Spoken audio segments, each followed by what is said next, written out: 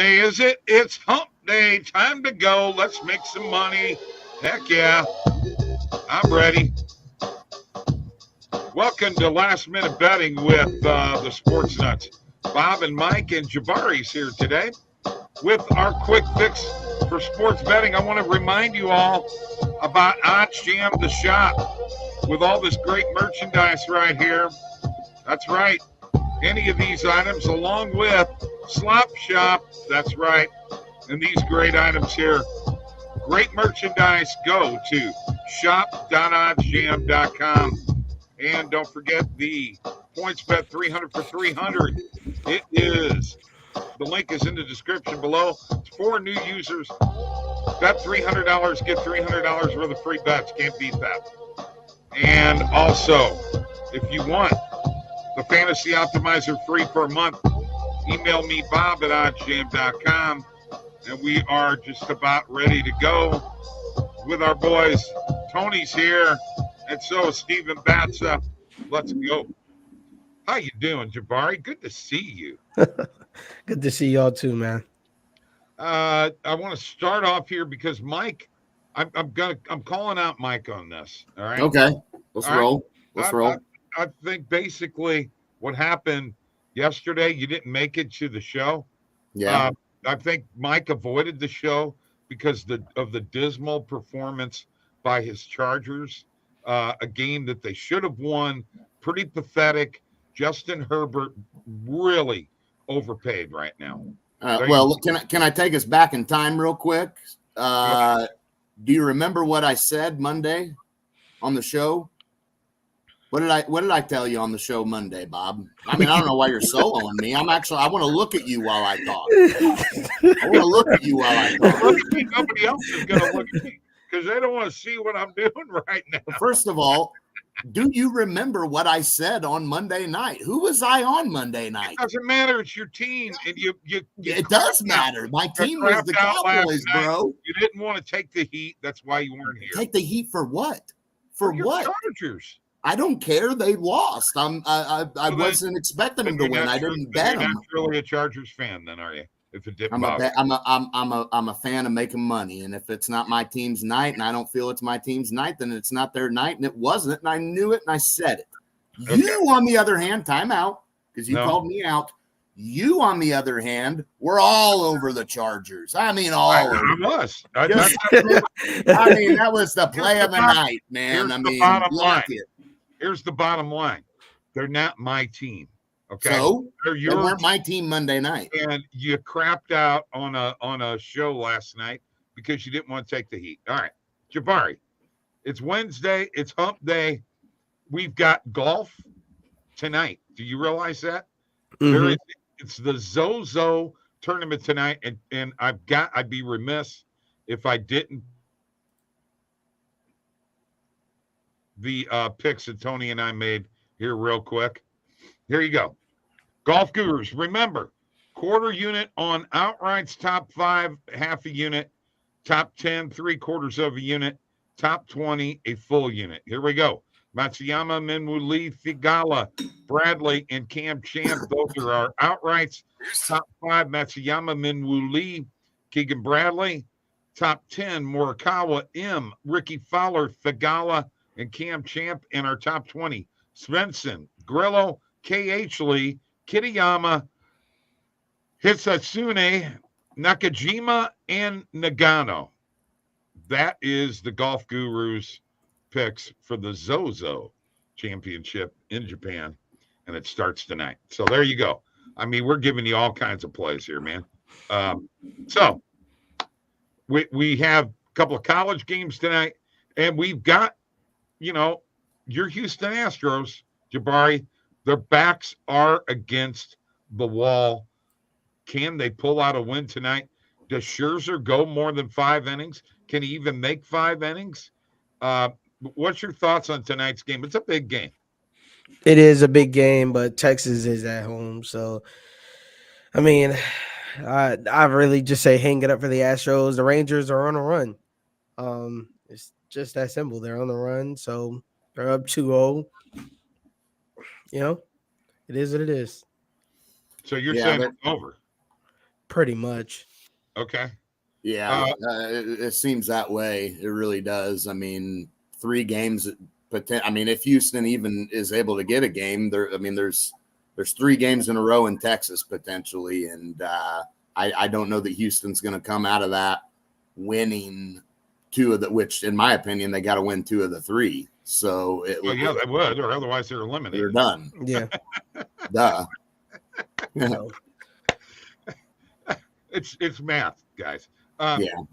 Very quickly, Tony says, Golf Channel all weekend with the Zozo, 11 p.m. to 3 a.m. I'll be up watching that tonight. Look at this. Stephen Batts had an 8-leg parlay and missed it by 1. It's usually what happens, Stephen. You miss it by a leg. I mean, you guys are confident that Scherzer is, I mean, what was his injury? I thought it was elbow related or what have you, but it just seems to me that it's an awful lot to ask him to come back. I know they are. It's obvious at the front end. There's a shoulder injury for Scherzer. Okay, shoulder. Okay. Yeah. The front end of the Rangers rotation, Jabari, has been killer. Montgomery and Eovaldi they've been lights out. They're undefeated. Montgomery back-to-back shutouts. But still, it's the Astros. It's Dusty Baker. It's Altuve. It's Alvarez. It's Bregman. I just can't believe they're done yet. I mean, it happens. You're not going to be able to win every game, and I don't think they'll be able to win this. You gave up 2 games at home. So, right. I mean, the game that they lost 5-4, don't get me wrong, that was probably their best chance of winning and at least getting out of there to make me have a little bit more confidence in them. But now they're fighting an uphill battle. So we're just going to have to see what the bullpens can do. It's really just going to come down to that. What are the bullpens going to be able to do? I mean, Framber, he gave up 4 in that 5-4 loss, so that's what really hurt them. So, and he's supposed to be the guy in your bullpen, right? So it happens.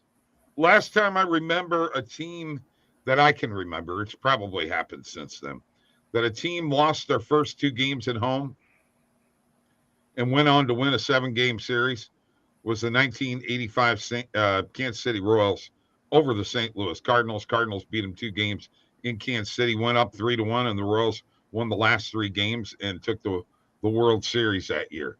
I'm just going to have a tough time believing that this is going to happen this way. I just can't believe that Houston's going to go out, that quickly. If they win tonight and they win Game 5, I'm a believer in this. You win Game 3, you win Game 5, you usually win a 7-game series. So if they win tonight and they win Game 5, we'll see what happens. They got to win tonight. They can't go down 3-0. We all agree. It all starts tonight. They have to win.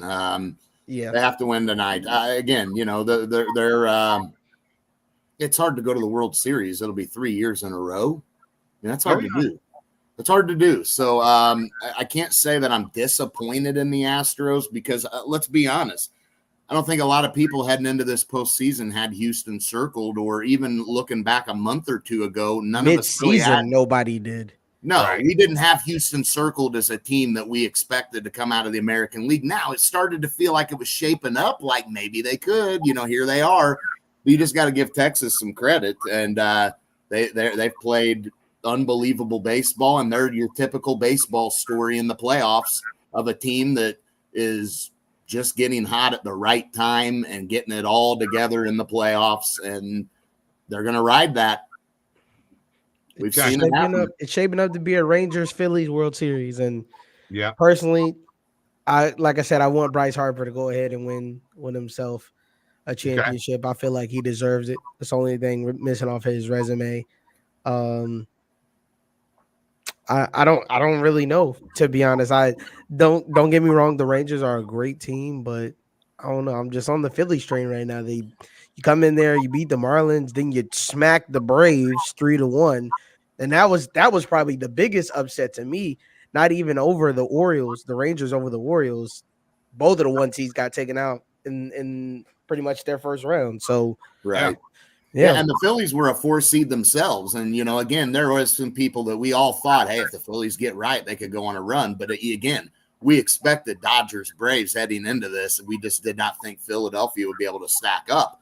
And yet here they are. So they're going to have a little chip on their shoulder, just like Texas. They're going to feel the same way Texas does about, not a lot of people expected us to be in the World Series last year, and they didn't expect it this year, truth be told. So that'd be an interesting series. But I think I'm with Jabari.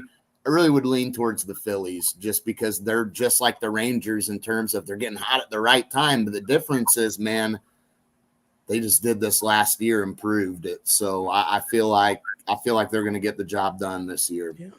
Well, your boy Bob's going to go a different route with you guys here.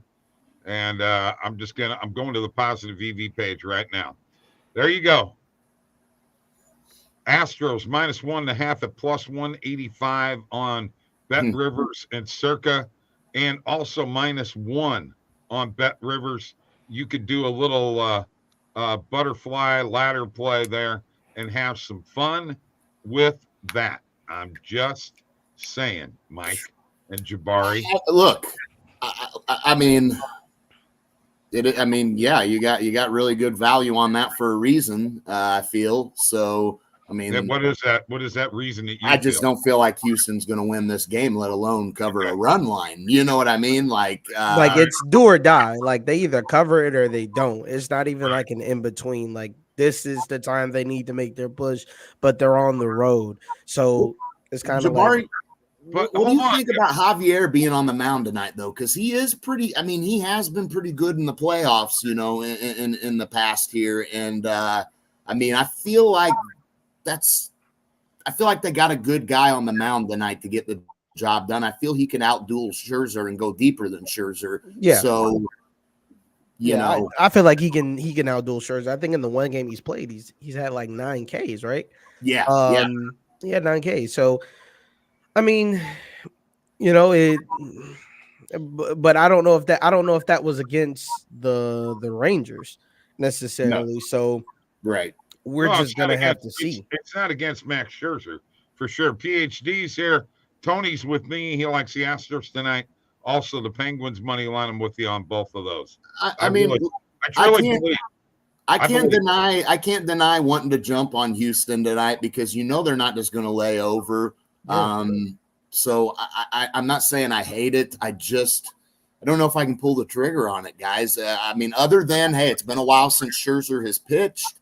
What if Houston jumps on him early too? We do know Houston, the one game against Minnesota, would they have a 4-run inning in the first? We know they can score early. So right. I feel like that's going to be important for Houston is get to Scherzer early. Don't let him settle in.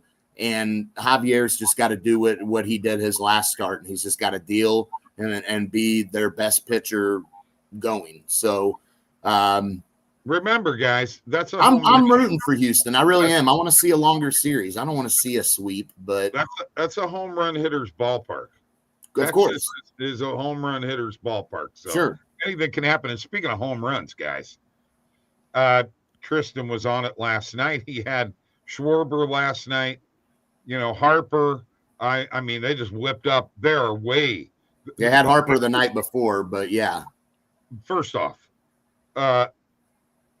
you've got Zach Allen and Merrill Kelly. You're giving up way too many home runs, guys.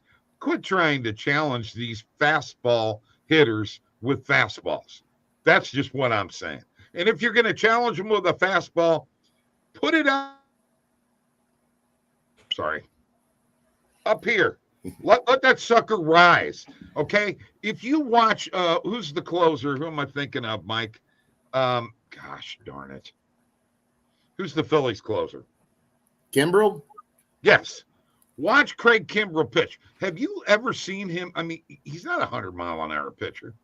But when he says, I'm throwing you a fastball, it's going to start about right here, and it's going to elevate. And as it gets closer to the plate, by the time you swing, it's above your bat.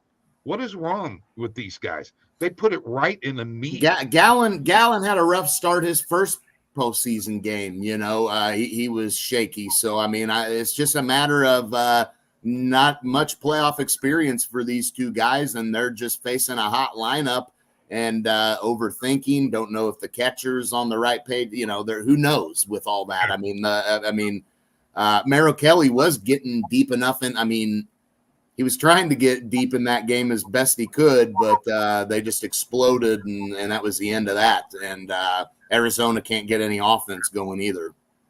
That is very true, PhD. No division winner has won a series.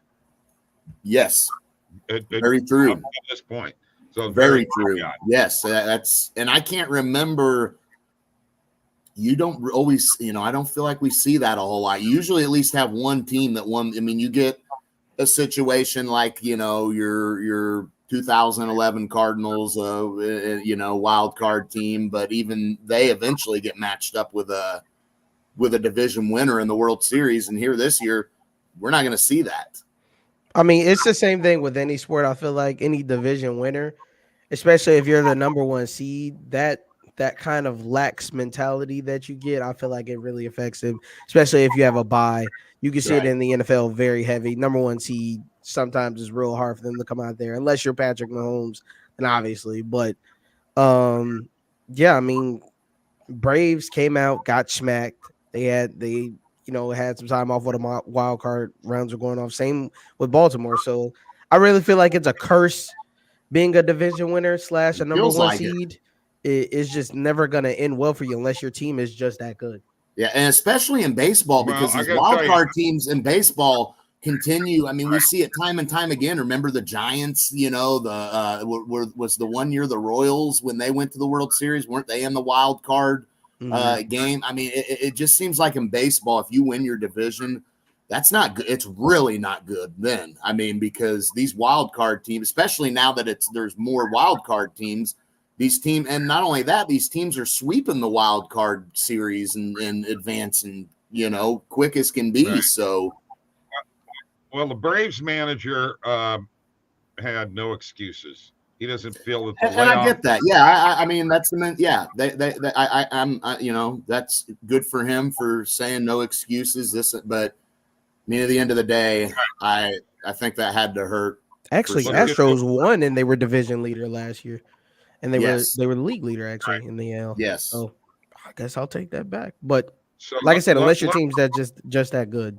Right. Well, let's face it, man. The Astros have been to 7 ALCSs in a row. Is that right? And we had a World Series taken away from us. Everybody cheats. Like, I don't care. Everybody cheats in every sport. It's gonna happen. Like, yeah, and then they turned around one last year, so it's like, I mean, see, guys, like, come on, the team was just that good. They've been dominant. I mean, and then you got to go even when they were in the National League. When they were in the National League, they were in the World Series. Jose, here's the deal. When I bang on the cowbell, it's a breaking ball. All right, here we go. Yeah, okay. Well. All right, let's get to some NFL talk here. All right? Let's get to some NFL talk. Right now, after this last weekend, I feel that the Detroit Lions could be really in a position to contend for the number 1 or number 2 seed in the NFC. Jabari, am I speaking out my ass or not? No, we talked about this in the Discord a couple of nights ago. I told them it's time to have a serious conversation about the Detroit Lions. They've pretty much got the division locked up. Their division is locked up. Green Bay's garbage. Minnesota's not doing anything. J-Jet is missing, and Chicago's 1-5 with Justin Fields missing. So, do I say they get the number 1 and number 2 seed? No, they'll probably finish number 3, maybe even number 4, because Philly's still there, and San Fran's still there. They're gonna have number 1 and number 2 pretty much locked up. Do you really think that with the Eagles? I mean, they really have not looked good for a 5-1 team. They really haven't looked good this year. Has any 5-1 team just looked that good this year? The Niners. I mean, yeah, but we lost to the Browns. Well, yeah, and we keep getting hurt. We're not going to look that good for long. I mean, Philadelphia had the game, the overtime game against Washington. They won. I mean, yeah, they have put themselves. I mean, the New England game they escaped the beginning of the year. So every 5-1 team has had a scare. Miami got who did they lose to? They got they got their butt whooped. Buffalo, right? They got whooped by Buffalo. That was not a good game for them. Baltimore, wishy-washy at times. They're 4-2. Jacksonville's 4-2. That surprises me. Kansas City lost to Detroit on the first game of the season. Right. They're getting Mecole Hardman back. They didn't look good versus the Jags when they played the Jags. The Jags actually, in my opinion, kept up with them. There was just not a lot of offense. Philly had some scares. They had the overtime game. Detroit, come out. You beat Kansas City, and then you play the Seahawks. And realistically speaking, they probably should have won that game against the Seahawks. To me, they should be 6-0 because there was a holding call that was missed, but they missed there. And then the Niners, injuries are going to be our downfall. We're missing CMC, Debo, Ayuk just came back, Trent Williams walking in a boot. You don't keep them healthy, shut the season out. It's going to be exactly what happened last season. Okay, let me do this real quick. Get to a couple comments. Then I want to get back to you, Jabari, on this.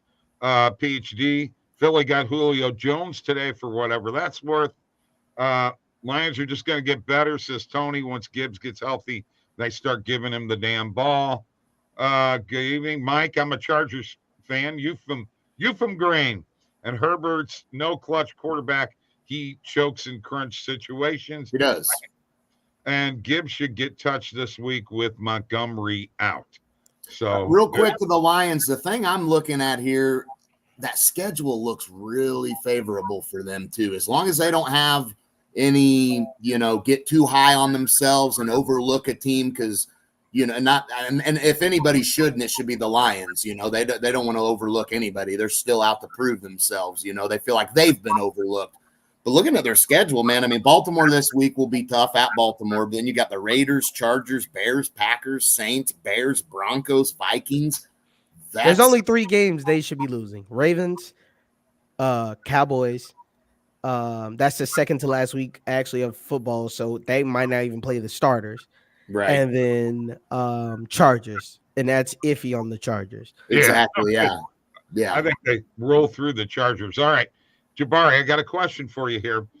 End of the game, they decide to spike the ball on the San Francisco-Cleveland game. San Francisco has the ball, and they decide to spike it to stop the clock. Actually, did not even run a play at all, hardly. Why didn't they just give the damn ball to the running back and try to eke out a few more yards? I honestly, I thought that was a bad decision by Shanahan, and I think he's a great coach. But I think he outthought himself there. Personally, I don't disagree with the spiking. I think I just disagree with the field goal. He had missed 2 that day already. So then you got to get closer. Yeah, but I wouldn't have run the ball. I'm throwing the ball. I'm sorry. I know we're out Debo. You still got Ayuk. Kittle was really non-existent a good portion of that game. First, how does that happen? Yeah, because they've turned Kittle into a blocking tight end. Now he'll have a good game every year, but he's more of a blocking scheme tight end. And I know he's supposed to be one of the best dual threat blocking / catching tight ends, but in that scheme, he's blocking a lot because now you have CMC. So you don't need him to be some Gronk anymore, right? You just need him to be the third receiving option should Debo or Ayuk they get locked up throughout the game. Okay. So how bad is this McCaffrey injury? They said he avoided really bad injury. So what that tells me is he's still going to be hurt. Right. Me and Tristan and one of my other Discord friends, Ash, we were talking about it. If it were me and I'm Shanahan, I'm resting Trent, I'm resting Debo, and I'm resting CMC next week. I don't care if we win or lose the game, because then I think they play the Cowboys and then we go on our bye. Okay, so right after that, like they can play the game after that. We play the Bengals, I think it is. Hold on, give me a second. Didn't they already play the Cowboys? Yeah, they played Dallas. Yeah, they already played. Sorry, Dallas. we rest them against Minnesota, and then we play the Bengals. That's right. what it is. And you can play them against the Bengals. Stephen Batson wants to know what's the parlay tonight. I'm not betting anything tonight. There's nothing on this slate that you. This is the time, Stephen, where you need to be reevaluating yourself if you have an addiction. I'm gonna be honest with you, because tonight is not the night for you to be putting any kind of money on anything. Sure, Penguins money line, okay, cool. If you want to bet something for Thursday, cool. That's fine. But tonight is really not the night for you to be betting over more than a unit. Okay, all right. Yeah, not a lot on the slate. And looking in the NHL, though, the problem for me with that Penguins Red Wings game is, Detroit getting a couple of wins in a row there. I mean, at home, plus money on Detroit. I mean, I feel like that could be worth looking at over Pittsburgh. I like the under in that game. I like the over. I like that. I like the over in the Ottawa-Washington game. Although I'm a little concerned about that because there were a few times last year that I picked Ottawa over and they didn't come through. I also like, I know it's, a crappy college football slate, but I like New Mexico State -3. And Tony was on them on the money line earlier today. Tony, you're funny, buddy. Tonight is the night, Stephen. Baseball, hockey, college, fire away. Oh, I would. You know what? If I was going to put a parlay together, I would take Memphis State on the New Mexico State on the money line.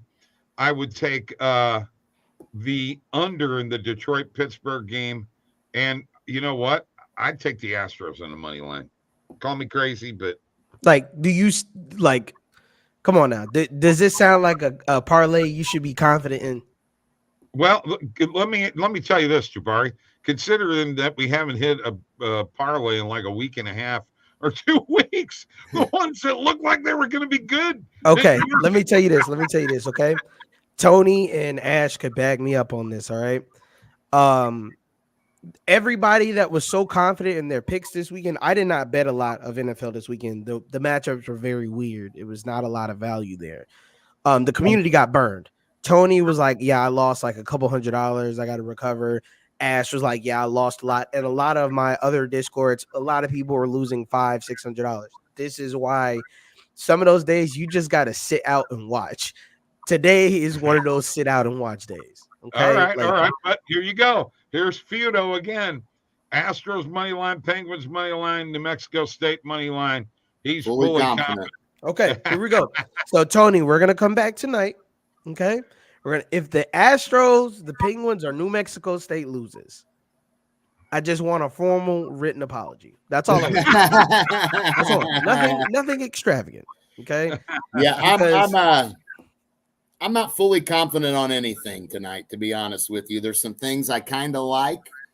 Preseason NBA, Stephen Batson, and you know what? I don't even know what to think about that. I was betting an under the other night in the Lakers game, and it went over. It was 228.5 was the number, and it went up to like 256. So, I'm staying away from NBA till the regular season. See, that's what I'm saying. We're talking about maybe if we're talking the 24th, by the time the NBA season starts, I'd be like, okay, yeah, you might have some options. But my guy, we're talking the end of preseason too. Preseason ends in 2 days. It's done on the 20th.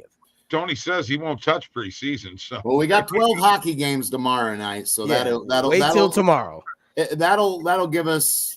We can find something out of those 12, and then we got 2 baseball games tomorrow night too. Now, 2 baseball games. You'll have a lot more college tomorrow too. Yeah, I'm and again tomorrow for baseball, we'll evaluate tomorrow when that comes. Not sure I'm really going to touch anything in baseball tomorrow either, man. I'm not in a groove these playoffs, man. I've gotten killed, so I mean, I'm probably going to sit out tomorrow, except for I'll find something in the NHL tomorrow because. Like I said, we got 12 games. I could find something out of that. But anytime I've heard somebody give me a tennis play, it has missed. They're like, yeah, I'm a tennis guru. I bet it every day. I bet it on underdog. And I'm like, all right, bet. So I throw a full unit on it. Hey, this is a betting show. Yeah, this is a betting show, not an addiction show. Correct. We make smart bets for you not to lose money, not bets for you to lose money. If you want to go donate money, I'm sure there's a Make-A-Wish Foundation somewhere in your area. Go donate to them. Don't donate to Prize Picks. Okay.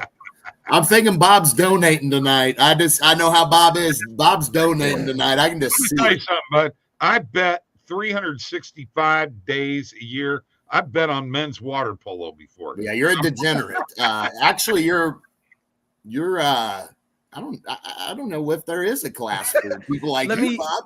Let me ask y'all a question, because we were talking about this on Twitter, right?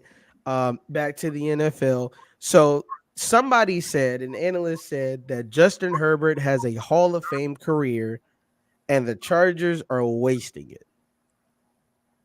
Sorry, he has Hall of Fame talent and the Chargers are wasting it. And I wanted to hear what you guys had to say about that. Well, let me point out. It's your quarterback. Is that not what they've always done? Have they heard of Phillip Rivers? Probably going to be a Hall of Fame quarterback. Dan Fouts, he is a Hall of Fame quarterback. I mean, they wasted those two guys' careers away. So, I mean, that's exactly what will happen with Justin. Now with Herbert, there's still a little bit left to be desired with him. But, I mean, if he's got any chance of he could probably be a Hall of Famer if he stayed with the Chargers still. But winning a Super Bowl, which definitely helps your resume for getting in the Hall of Fame, probably not going to happen with the Chargers, man. I don't see it. Okay, my turn. My turn. I mean, sorry, Bob. So, the way I'm watching Herbert the other night, and there was one pass to Eckler out in the flat when they were in, I can't remember, 3rd and goal. And if he would have just thrown the ball without, it looked like he lobbed it. I'm not sure his arm is as great as I think it is. Tom Brady would have fired that ball. Justin Herbert could throw the ball just as friggin' hard as Tom Brady, okay? He didn't have to lob it over anybody. He just needed to hit Eckler in stride, and it's a touchdown. And the guy gets tackled on the 1-yard line. I'm not sure he understands how to do that yet. And I don't think this coach is worth a damn. And that's part of his problem. Now, I think he's Hall of Fame talent material? You know, come on. Sam Bradford had a friggin' great arm, but look what happened to him. He sucked, okay? So it doesn't really matter what kind of talent level you got, how far you can throw the ball. You got to be able to perform. And that's what he's not doing so far, in my opinion. All right, I hear you. So we had a couple names, right? Sam Bradford. First of all, I don't think Sam Bradford was the best analogy because Sam Bradford was absolute garbage. He was, first of all, well, his rookie year, he did set the rookie record. Yeah, he set the rookie record, beat Peyton Manning's record. Also got a $50 million signing bonus, the last of those kind for rookies. Coming out of college, everybody thought, oh, Sam Bradford's going to be great. And you know what? Sam Bradford could throw the ball pretty darn good. Guess what? His knees couldn't take it. There you go. When I say it's not the best analogy, and we talked about this the other night in the Discord, we were talking about Andrew Luck, so on and so forth. And I agree with PhD. Herbert has overthrow after overthrow after overthrow. Yes. There was a overthrow he had to Keenan Allen running a seam route. Sorry, he was running a route up the sideline, and it pretty much would have iced the game. Like the game would have definitely been over. Like it wouldn't have. Nothing would have happened. Sam Bradford threw 3,030, we'll say 3,500 yards, 18 TDs, 15 interceptions. Justin Herbert's rookie year, right? Justin Herbert's rookie year, he threw 4,300 yards, 31 touchdowns, 10 interceptions. Yeah. Now, I put him on par with Andrew Luck's career, although he's had similar, like Andrew Luck was good. Justin Herbert, when you look back at the stats, not bad, but to me, he's not clutch at all. And that's what makes a Hall of Fame quarterback a Hall of Fame quarterback. You're not clutch at all. Like I saw a stat today on Twitter where they said he is actually the #1 leader in fourth quarter turnovers when it is a game time game decision situation, he has the most. He has 5 more than the next quarterback on that list. He has 5 more turnovers, fumbles, interceptions, whatever it is. He's a choke artist. And Chargers quarterbacks have always been choke artists, in my opinion. Phillip Rivers, choke artist. The Chargers have been a choke artist, Mike, franchise for the last 10 years. That's Mike's boy, Phillip Rivers. Watch it there. Phillip is probably going to the Hall of Fame, but it's the same thing. It's the same thing with Eli. If Eli goes to the Hall of Fame, Phillip deserves to go. If Phillip goes, Eli deserves to go because they're in the same bucket. Right. And so they're in the same bucket. And Ben goes too. But hang on. I understand overthrow after overthrow. By the way, I just want to point out to you with your stats that you just rattled off about Bradford. First of all, completely different time. Okay. The yards, it's 800 yards difference. Bradford won offensive rookie of the year that year. Just saying. And so did Justin Herbert. Yeah, but he's dog meat, man. He's way better than Sam Bradford, dude. Sam Bradford. Okay, if we'll take that, okay. Sam Bradford's best season. Sam Bradford's best season in his whole career. Let me finish. Go ahead. Let me finish. I'm saying that he's got a lot more talent than Bradford did in St. Louis. His number 1 receiver was Danny Amendola, guys. Okay? So Herbert's got a lot. Hell, Austin Eckler's a touchdown machine. Bottom line is, I'm going to disagree with you here, Jabari, completely. That play to Austin Eckler was the difference in the game, because if he leads him right, it is an easy touchdown. You don't have to kick a field goal. You're in the end zone. You lost by 3, you win by 1. Or in this particular case, Dallas is trying to go for a touchdown at the end of the game. That was the difference in the game to me. And it was a terrible play. And you know what? Troy Aikman was all over that crap that night. He was all over that play right there. That's a touchdown. Yeah. Okay. Well, I will add this to you, okay? Okay. Yes, but I feel like Sam Bradford's situation and Justin Herbert's situation are not far off. Although Sam Bradford had an advantage that Justin Herbert did not have. Do you remember their running back when Sam Bradford was there? Hang on. Steven Jackson was a monster. No, he wasn't. He was. He was in between the 20s. You got him inside the 20-yard line. He was crap. If you needed 4th and 1 or 3rd and 1, the guy fell down. Dude, I watched every single game. I know. All right, here we go. Steven Jackson had 1,200. I don't care. 1,200 yards. So what? Went to the Pro Bowl that year. Came back. Had another 1,000-yard rushing season. Yeah. Okay? So what? So what? That's what you have goal line backs for. It's in between the. And who's your coach? Jeff Fisher? Bullshit. Yeah. Jeff Fisher's like one of the most aggressive goal line coaches ever. I can't argue this. I'll take Steven Jackson running the football over Eckler. You hated Jackson. You complained about him all the time, Mike. He couldn't get it in the end zone. He was No, he did have problems with times. But guess what? He had the yards. Austin Eckler can get it in the end zone all day, but he hasn't had a 1,000-yard rushing season ever. True. Not once. He could get me 20-something touchdowns, okay? And when you talk about that you got to have a red zone running back, I say BS, Marshall Faulk all the way, baby. Didn't need no red zone running back. Get that crap out of here. Okay, all right. So we'll say that, okay? For 7 years straight, so 2005 to 2012. I know all about it, man. 1,000-yard rushing season. About it. And they were the worst. They were the worst team for that period. Okay. Todd Gurley, his rookie year, 1,100 yards, 10 TDs. I know. Not that much better. Steven Jackson, 1,500 yards, 13 TDs. If you're gonna call Todd Gurley a god at the running back position, let's call a spade a spade. Did you hear me call Todd Gurley a You god? were we had a conversation about Todd Gurley last week. We were talking about how great. That's why they lost. No. I said the mistake once again. You guys twist my words. No, I'll go back and get the tape. Here's what I said. I said they gave up on using Todd Gurley in the offense. That was a big mistake offensively. You were trying to blame it on Jared Goff. BS. It was on Sean McVay, period.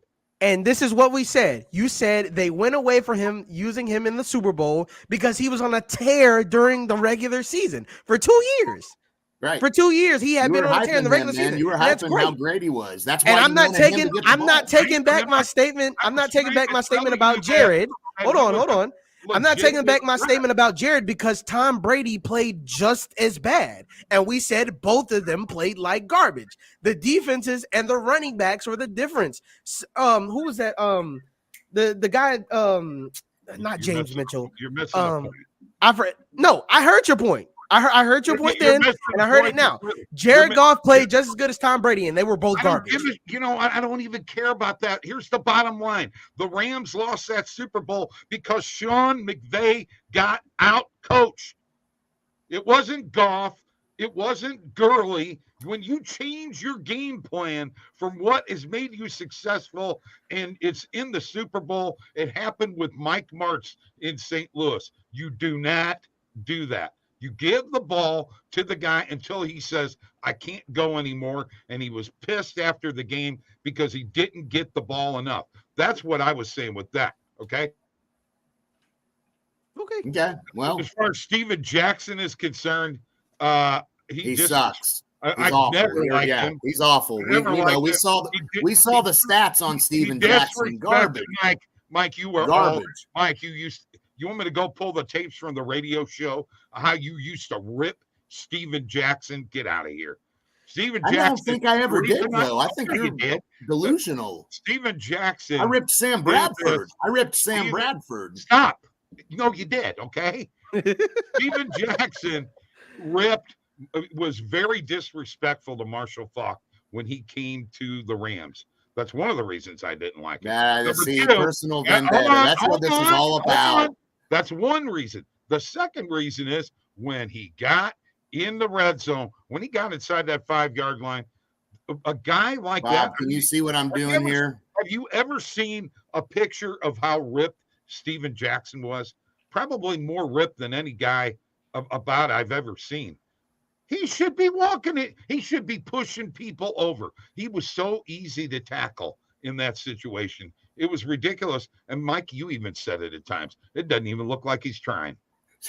So there is the Rams history lesson for the best. Look, all I'm going to say is Marshall Faulk for the Rams, 1,307 TDs. That was on par. 1,300 for 18 TDs. Okay. 18 TDs. Okay. 1,300 for 12 TDs. On par. 900 for 8 TDs. On par. 818 yards for 10 TDs. On par. So Marshall Faulk wasn't even getting in the end zone like that. So Marshall Faulk had set the record for TDs in a season. Hello. One season. No. 18. No. Yes. No, one season. Wrong. You're totally 199%. Not all time. He never had more than 18 TDs in a season. He only did it once. No, you're nuts. No. I'm looking at the stats, Bob. Dude, I'm telling you. Oh wait, if you're talking total touchdowns, it would have been 26. Yeah, hello. It would have been 26. By the way, they used to dump the ball off the Steven Jackson too, and he actually set a record. And he had 16 that season. Steven Jackson did in total. Don't even compare Marshall Faulk to Steven Jackson. They were on par with each other. No, they were not on par. Ever yes. On par. Never were, never will. Marshall Faulk had 2,000-yard seasons for St. Louis. Other than that, he did all his damage with the Colts. He had 2 good seasons. Other than that, he never had another 1,000-yard rushing season. Rookie of the year in '94, 1,282 yards. Okay, right. He had a 1,000-yard rushing season. Actually, he had 3 in a row with the Rams. Okay, and then you're talking about 18. Okay, no, you're right. He did have 3 in a row with the Rams. Okay, right. And then the next year he had 12 rushing TDs and 9 receiving TDs. Okay, and Steven Jackson had 7,000-yard rushing seasons in a row. So that's all they had. They had Sam Bradford, right? I never said. Did I say? God, we got to stop. I never said Sam Bradford was good. No. But this is what I'm saying. If the team was supposed to be that good, like you're saying, first of all, you were. So hold on, wait. You saying the times were different? The times are different. Sam Bradford won Rookie of the Year. I'm telling you right now, bro, man, if you're going to compare Steven Jackson to any good running back, once again, I'll say it over and over again. The guy was real good in between the 20s. I'm just saying. That's it. Okay? Whew. We got to get off this stuff because we ain't getting nowhere. We're not betting anything. All right, so do we have a parlay for the day? No. Since everybody's wondering. That's what everybody's here for, right? Betting. So do we have a parlay for the day? I don't think so, right? No, I would probably lean towards the Penguins tonight in the NHL for sure, but I'm taking New Mexico State. Then the Astros. Okay. That's what I'm going with. All right, this was a fun discussion. I will never bring up the Rams. Please don't, Bob. I mean, nobody. I want you to bring up the Rams. I want you to bring them up because I'm every Rams player. Like, I watch a lot of football. I've been watching a lot of football, and I know you've watched a lot of football. And I'm not discrediting your opinion at all. But if we're gonna call a spade, let's call a spade, because we can't say, this guy did this and he broke the record. But then this guy does this, and it was like, Jackson was not a clutch player, man. Sorry, not a clutch. I never said he was clutch. We never said anything about him being clutch. He was not a great running back, and you know what? He won't get in the Hall of Fame, and it's a shame because he could have been really, really good. You know what? I'm not even going to go into it anymore. We can do it after the show because I'm interested to hear it. No, I don't need to. I'm taking my hat off now. I'm ready to roll. Let's go. I'm interested to hear it. The Rams stink. Sam Bradford stinks. Everything about the Rams stinks. Kurt Warner, monster fuck. Kurt Warner stinks. Oh, he's great. All right. Great show, man. This was a lot of fun. Almost 50 minutes of banter. 30 about the St. Louis Rams.